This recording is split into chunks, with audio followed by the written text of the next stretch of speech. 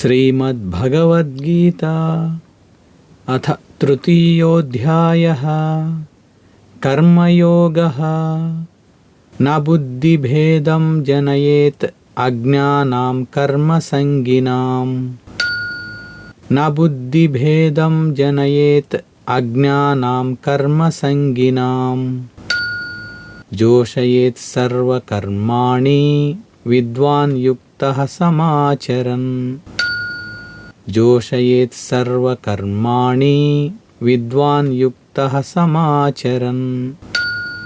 प्रकृतेः क्रियमाणानि गुणैः कर्माणि सर्वशः। प्रकृतेः क्रियमाणानि गुणैः कर्माणि सर्वशः। अहङ्कारविमूढात्मा कर्ताहमिति मन्यते। अहङ्कारविमूढात्मा कर्ताहमिति मन्यते। तत्त्ववित्तु महाबाहो गुणकर्मविभागयोः।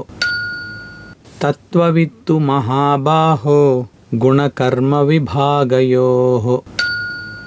गुणागुणेषु वर्तन्त इति मत्वा न सज्जते। गुणागुणेषु वर्तन्त इति मत्वा न सज्जते। प्रकृतेर्गुणसम्मूढाः सज्जन्ते गुणकर्मसु। प्रकृतेर्गुणसम्मूढाः सज्जन्ते गुणकर्मसु। तान् कृत्स्नविदो मन्दान् कृत्स्नविन्न विचालयेत्। तान् कृत्स्नविदो मन्दान् कृत्स्नविन्न विचालयेत्। मयि सर्वाणि कर्माणि सन्न्यस्याध्यात्मचेतसा। मयि सर्वाणि कर्माणि सन्न्यस्याध्यात्मचेतसा। निराशीर्निर्ममो भूत्वा युध्यस्व विगतज्वरः।